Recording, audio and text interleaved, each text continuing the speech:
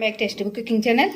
బియ్యపు రవ్వ ఉప్మాలోకి 1 table spoon పచ్చిశనగపప్పు, కొంచెం జీడిపప్పు, 1 టేబుల్ స్పూన్ వరకు మినపప్పు, కొన్ని పల్లీలు, అలానే ఆవాలు, జీలకర్ర, ఆనియన్ ఇలా పొడుగ్గా కట్ చేసుకున్నాను, పచ్చిమిర్చి 5-6 చీలికల్లా చేసుకున్నాను, అలానే చిన్న అల్లం ముక్క, కొంచెం కరివేపాకు. ఇప్పుడు మనం 3 టేబుల్ స్పూన్ వరకు ఆయిల్ని యాడ్ చేసుకొని, ఆయిల్ కొంచెం వేడెక్కిన తర్వాత ఇందులోకి ఆవాలు, జీలకర్ర వేసుకొని కొంచెం ఫ్రై చేసుకోవాలి.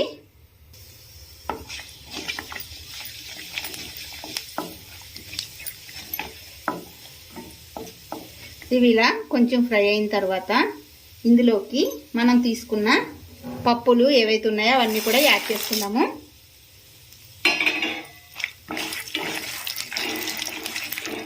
అలానే ఒక ఎండుమిర్చిని కూడా యాడ్ చేశాను.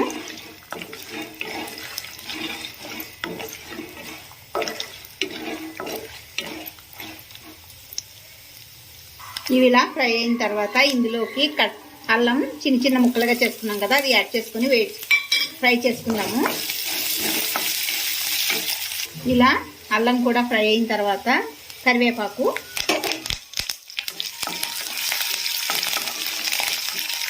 ఇలా కొంచెం ఫ్రై అయిన తర్వాత ఇందులోకి మనం కట్ చేసుకున్న ఆనియన్, పచ్చిమిర్చిని యాడ్ చేసుకుందాము. మొత్తం ఒకసారి కలుపుకొని మూత పెట్టి ఒక 2 మినిట్స్ మగ్గనిద్దాము.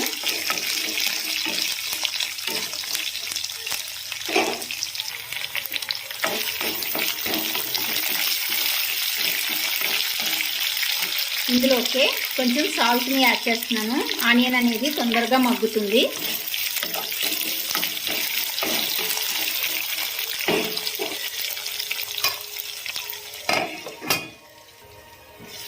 ఇలా ఆనియన్ మంచిగా మగ్గిన తర్వాత వాటర్ని యాడ్ చేసుకోవాలి.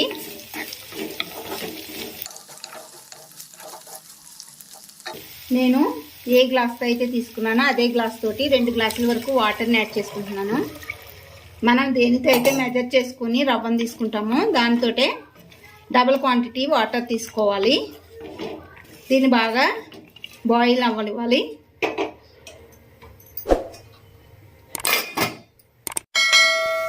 ఇలా వాటరు మరిగేటప్పుడు మనం తీసుకున్న రవ్వను ఇందులోకి యాడ్ చేసుకోవాలి.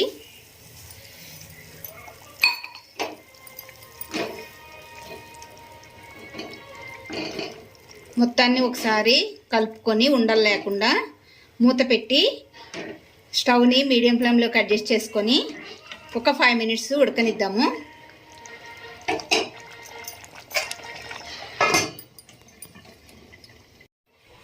ఇలా దగ్గర పడిన తర్వాత దీనికి పైన ఆయిల్ కానీ నెయ్యిని కానీ 1 టేబుల్ స్పూన్ వరకు వేసుకొని కలుపుకోవాలి.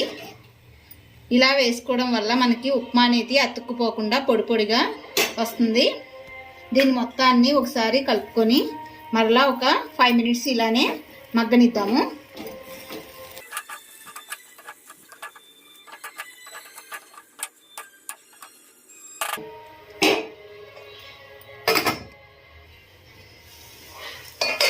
అంతేనండి, ఉప్మా అనేది రెడీ అయిపోయింది. చూసారు కదా పొడి పొడిలాడుతూ ఎలా వచ్చిందో. రెసిపీ మీకు కూడా నచ్చినట్లయితే లైక్ చేయండి ఫ్రెండ్స్. అలానే ఇంకా ఎవరైనా మన ఛానల్ని సబ్స్క్రైబ్ చేసుకోకపోతే చేసుకోండి ఫ్రెండ్స్. Thank you.